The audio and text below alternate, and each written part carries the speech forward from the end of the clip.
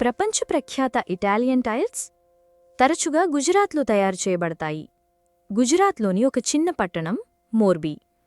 భారతదేశ భూభాగంలో 1% కంటే తక్కువ, కానీ ఇది తయారు చేస్తుంది. ఒక చిన్న భారతీయ పట్టణం ప్రపంచ దిగ్గజాలను ఎలా అధిగమిస్తుందో తెలుసా?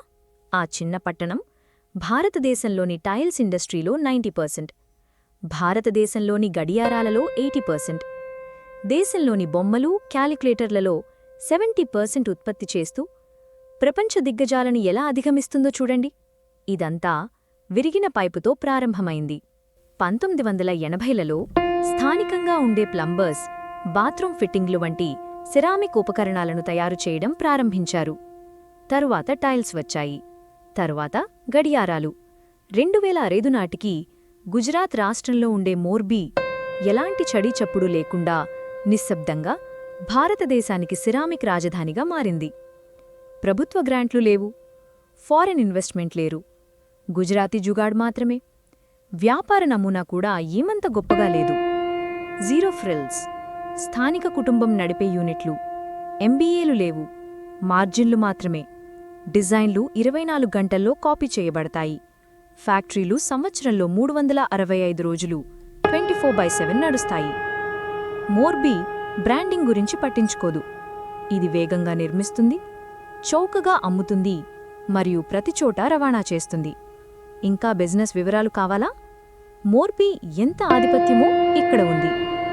భారతదేశం ఏటా 15,000 కోట్ల రూపాయల విలువ అయిన టైల్స్ను ఎగుమతి చేస్తుంది. 125 కంటే ఎక్కువ దేశాలు మోర్బీ నుండి దిగుమతి చేసుకుంటాయి. ఇటాలియన్ మరియు స్పానిష్ బ్రాండ్లు కూడా ఇప్పుడు మోర్బీ ఫ్యాక్టరీల నుండి టైల్స్ను పొందుతాయి. అవును, ప్రపంచ ప్రఖ్యాత ఇటాలియన్ టైల్స్ తరచుగా గుజరాత్లో తయారు చేయబడతాయి, కానీ ఇక్కడ అడవి భాగం ఉంది. మోర్బీ యొక్క టైల్ ఫ్యాక్టరీలు ఇక్కడే ఉన్నాయి.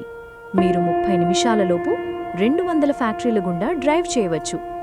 గేట్లు లేకుండా, సూట్లు లేకుండా, కేవలం ఫర్నెస్లు మరియు సిరామిక్ దుమ్ముతో బహిరంగ పారిశ్రామిక సముదాయం గుండా నడవడం లాంటిది. రహస్యమేమిటి? మోర్బీ 3 విషయాలను ఛేదించింది. Cluster advantage.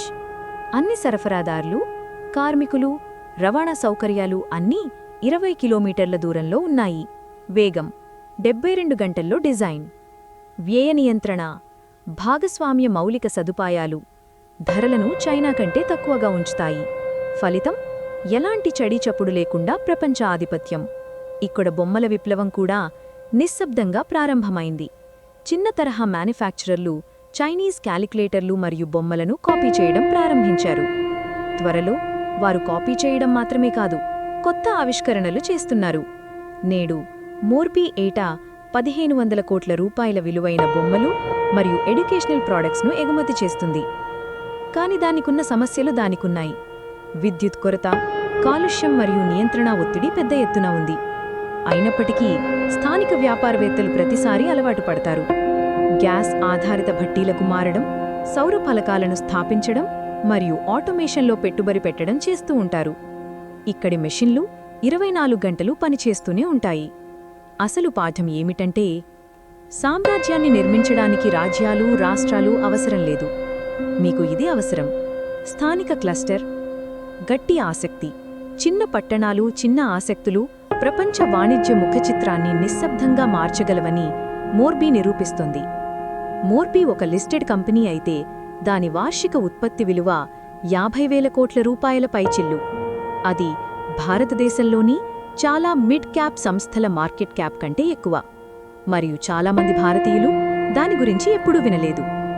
మోర్బీ కేవలం ఒక పట్టణం కాదు, భారతదేశంలోని టైర్ 2 పట్టణాలు ఎలా మారవచ్చో అన్నానికి ఇది ఒక కేస్ స్టడీ.